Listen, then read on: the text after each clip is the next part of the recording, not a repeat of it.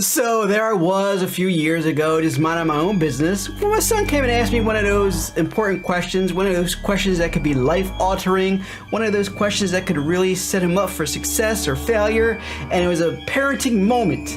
And the way that I answered this question would determine was I a good dad or not. And the answer I gave him was very controversial at the time, and to be honest with you, I struggled with it for years.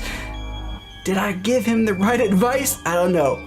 But the question he asked is this. He asked, if I work hard and I dedicate everything I have into something, isn't it guaranteed that I'm going to become successful? And we're going to get into the advice that I gave him that day that rocked his world. And we're going to discuss the controversial truth about the value of hard work as it relates to becoming successful. Because you see, we live in a culture now that emphasizes the point that you can get anything that you want.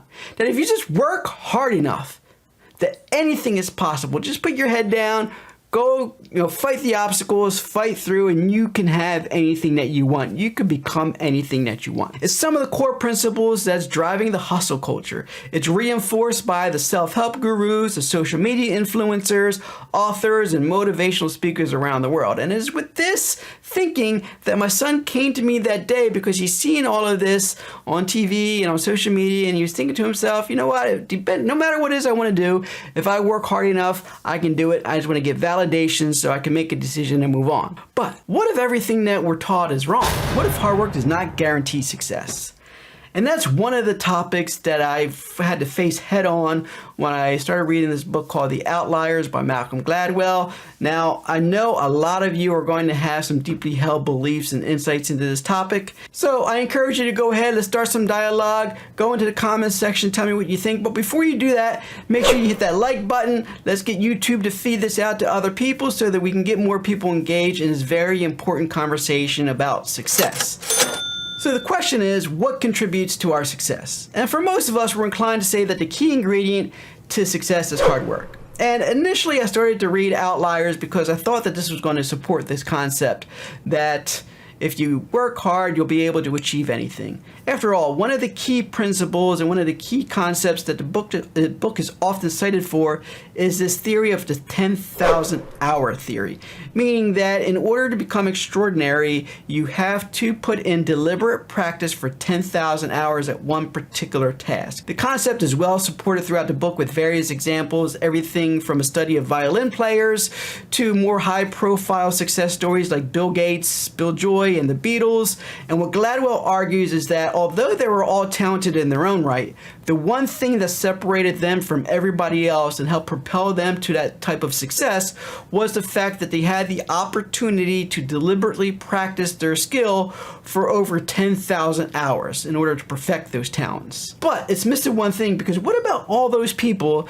that put in that time, that spend tens of thousands of hours, sometimes even a lifetime, into particular skills, but never become successful? I wanted to be a successful rapper.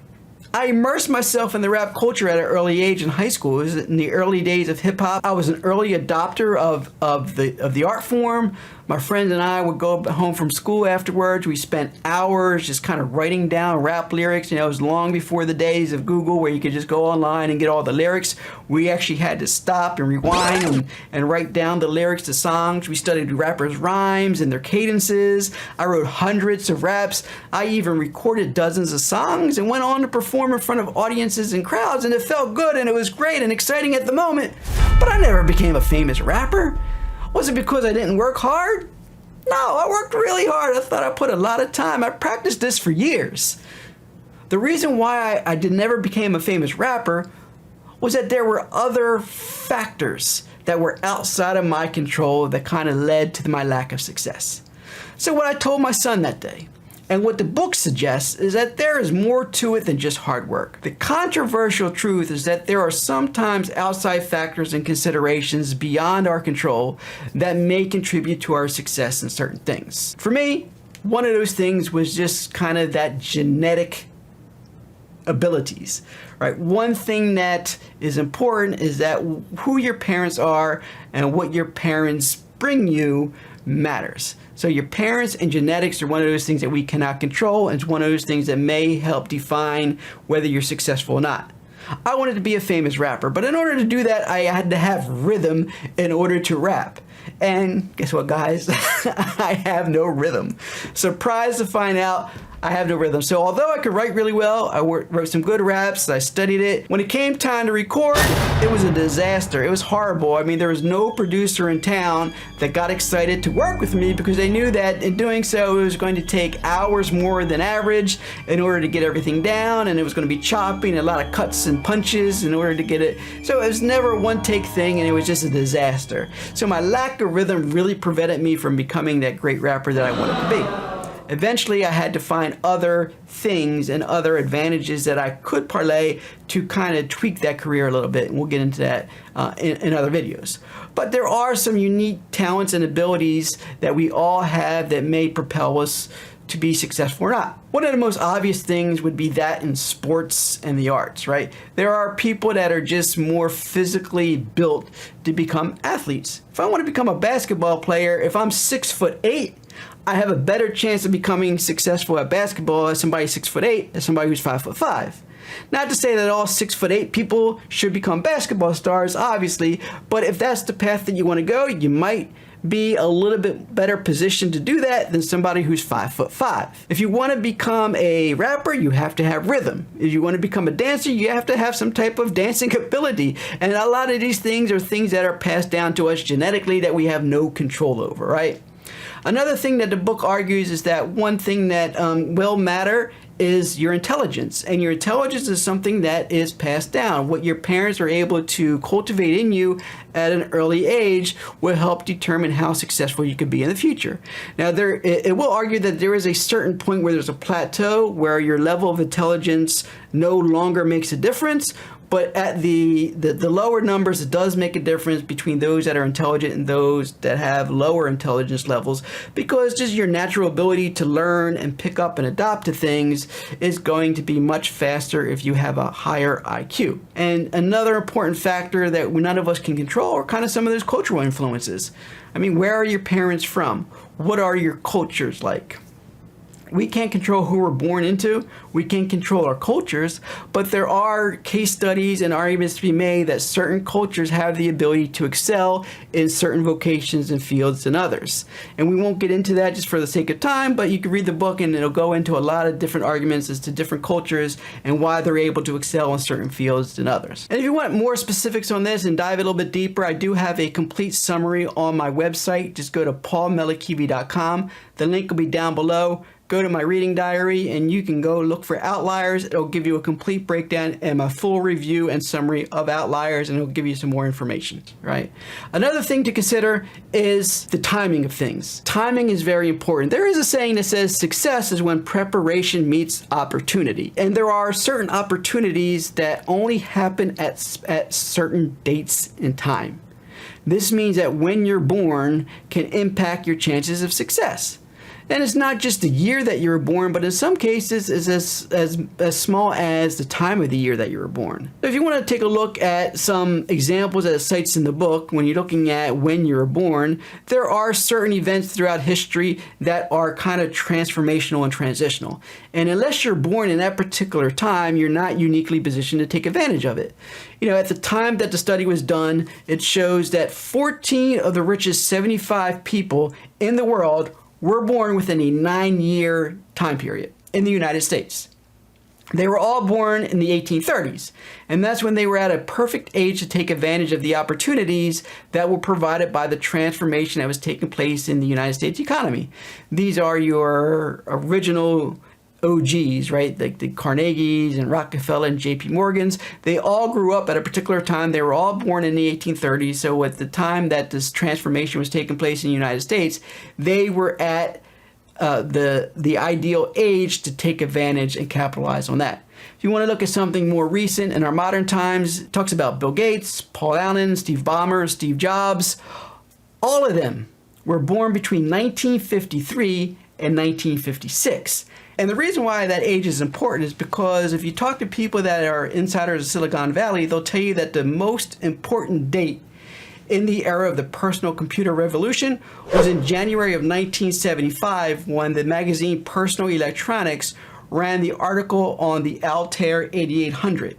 And at that moment, being born in the 1950s put those individuals uniquely positioned at the right age, at the right time, to be able to take advantage of this revolution. Had they been born 20 years earlier, they would have been well situated in a career and established and wouldn't have had the opportunity to put that 10,000 hours of practice into play before that date. And had they been born 20 years later, all the advancements would have already been made. They would have missed out on that revolution. So being born at a particular time can impact your type of success and the vocations and careers that you become successful in. So one of the other things that are outside of our control is our location. Right? We definitely cannot control where we're born, and in certain situations we can't control our current residence, because let's face it, it's no secret that growing up in certain countries affords you different abilities and opportunities than being born in other countries, right? So if your parents were able to identify that there are other opportunities in other countries or other areas, or able to move you around when you're younger, you do have better chances of becoming successful than those that are stuck in a particular area that does not offer the same types of opportunities. And then your current place of residence. If you're growing up in a rural town in Missouri, your opportunities may be a little different than if you're growing up in Silicon Valley in California. At the end of the day, there are so many factors that determine our success.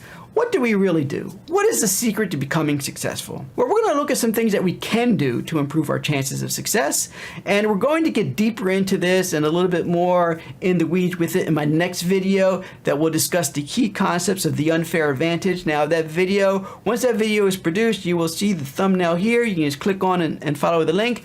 You can check out that video, but if the thumbnail is not there, then that means that this video is yet to be made. So if there's something that really interests you, make sure you go ahead and subscribe to the channel, hit the notification bell so that you're notified when that video is released. And make sure you hit the like button on this video, because that will tell me that this is a topic of interest and force me to focus more on getting that content out to you guys. I'd really appreciate it. So what is the answer? What do we do to set ourselves up for success? Well, to me, I'm going to sum it up as this. Work hard, smarter. Now, it sounds a little simple, and you take your, make of it as you will, but it's quite simple in that we know that hard work is going to be required for success. There's no way that you can become successful without the hard work in 90% of the cases, but that hard work alone is not going to guarantee success. You have to find something to put 10,000 hours into.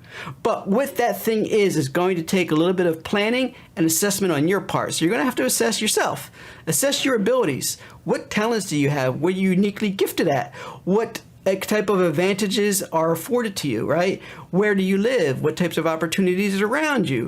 What school are you going to? What trends are going on in your culture at the moment? What kind of waves can you ride? So I'll argue that it's going to be a combination of your culture, your background, your talents, and even when and where you were born that's going to determine what is that one thing. And once you identify it, then you're going to go ahead and put that 10,000 hours of deliberate practice into that one thing to ride it to success.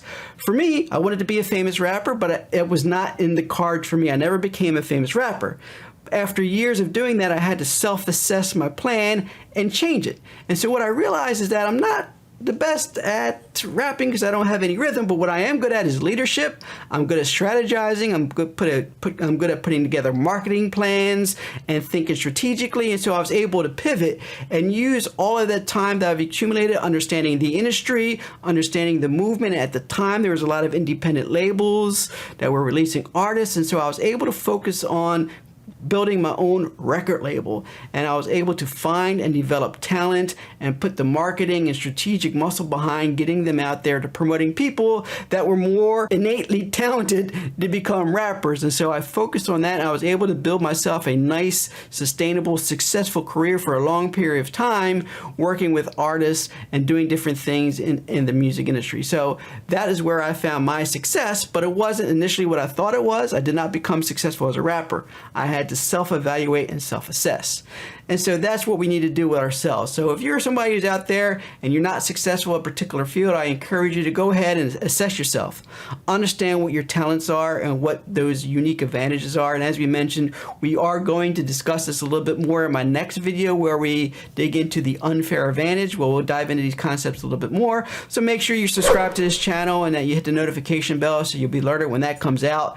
And if this is something that interests you, if you want to dive in deeper about the different books that I read and get some insights, then go to the website at paulmelikivi.com. Go to my reading diary and you'll see that. And if you want to follow me along in all the projects that I'm working on, then make sure you subscribe to my newsletter so I can send you updates direct to your inbox and all of my successes and my failures, my dreams, my aspirations, and all of my projects. And that's going to be it for the video today, guys. As I always like to say, I'm your boy Paul. It's been a pleasure sharing my journey with you, and I hope that you will share your journey with me. Take care, guys.